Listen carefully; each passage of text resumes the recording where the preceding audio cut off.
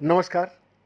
विश्व न्यूज 24/7 में आप सभी को सुस्वागतम। दर्शकों, कली युग में छठ क्या विश्व कल्याण का मार्ग, ये लेखनी आया है हमारा एक ऐसा इंसान, अधिवक्ता, सर्वोच्च न्यायालय भारत सरकार और छठी मैया फाउंडेशन का संस्थापक संदीप कुमार दुबे जी का कलम से। ये शोध पत्र कलियुग की चुनौतियों और छठ महापर्व की प्रासंगिकता का अध्ययन प्रस्तुत करता है। वर्तमान युग यानी कलयुग में मानवता सामाजिक विघटन, पर्यावरण संकट, नैतिक पतन और मानसिक असंतुलन से जूझ रही है। छठ महापर्व जो सूर्य और प्रकृति की उपासना का पर्व होता है, इन चुनौतियों का समाधान प्रदान करता है। ये लेख छठ का अनुशासन, सामाजिक समरसता, नारी शक्ति और पर्यावरणीय संदेश को वैश्विक कल्याण का दृष्टिकोण से विश्लेषित करने की कोशिश किया गया। दर्शक, उन्होंने इंट्रोडक्शन यानी प्रस्तावना में लिखा, भारतीय परंपरा में युगों का उल्लेख मिलता है, सत्ययुग, त्रेतायुग, द्वापर और कलयुग। वर्तमान काल को कलियुग कहा जाता है, जिसका विशेष लक्षण है आस्था का पतन, सामाजिक विघटन और प्रकृति के साथ असंतुलन।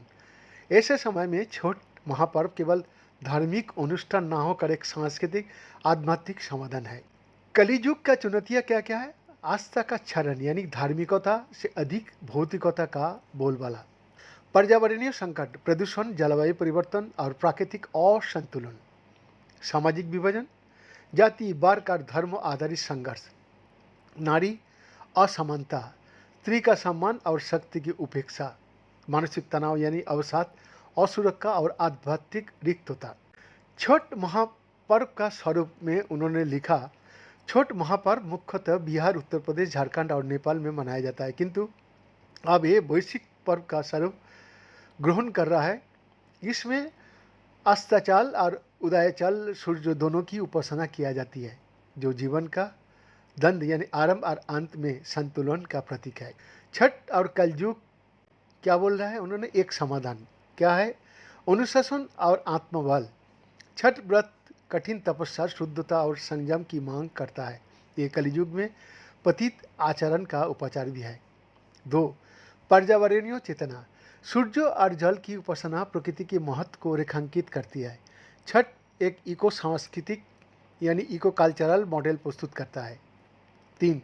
सामाजिक समरसता, घाट पर अमीर, गरीब, जाति, धर्म सभी एक साथ खड़ा होकर पूजा करता है।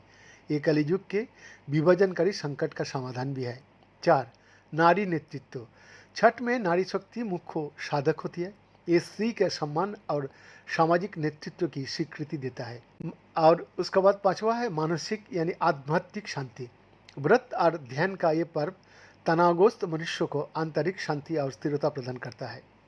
वैश्विक दृष्टिकोण यानी ग्लोबल पर्सपेक्टिव, कलियुग केवल भारत की चुनौती नहीं बल्कि पूरी मानवता के लिए है। छठ महापर्व के मूल सिद्धांत पर्यावरणीय संतुलन, सामाजिक समरसता, आत्मबल और अनुसंधान, नारी शक्ति का सम्मान, विश्व स्तर पर सतत विकास यानी सस्टेनेबल डेवलपमेंट और मानव कल्याण यानी ह्यूमन वेलफेयर की कुंजी है। निष्कर्ष कंक्लूजन में उन्होंने बोल रहा है, कलियुग में छठ महापर्व केवल धार्मिक अनुष्ठान नहीं बल्कि मानवता का उद्धार का मार्ग भी है। ये पर्व हमें सिखाता है कि अनुशासन, प्रकृति के सम्मान, सामाजिक एकता और नारी नेतृत्व ही विश्व कल्याण की धुरी है। भारत यदि इस पर्व को वैश्विक मंच पर प्रस्तुत करे तो वो पुनः विश्व गुरु बन सकता है। रेफरेंस में यानी संदर्भ में आचार्य सत्यनारायण, भारतीय संस्कृति और पर्व परंपरा, वाराणसी ज्ञान मंडल 2008, मिश्रा और कलियुग और धर्म, पटना, भारतीय पब्लिकेशन 2015। ये इनका एक्सक्लूसिव रिपोर्ट।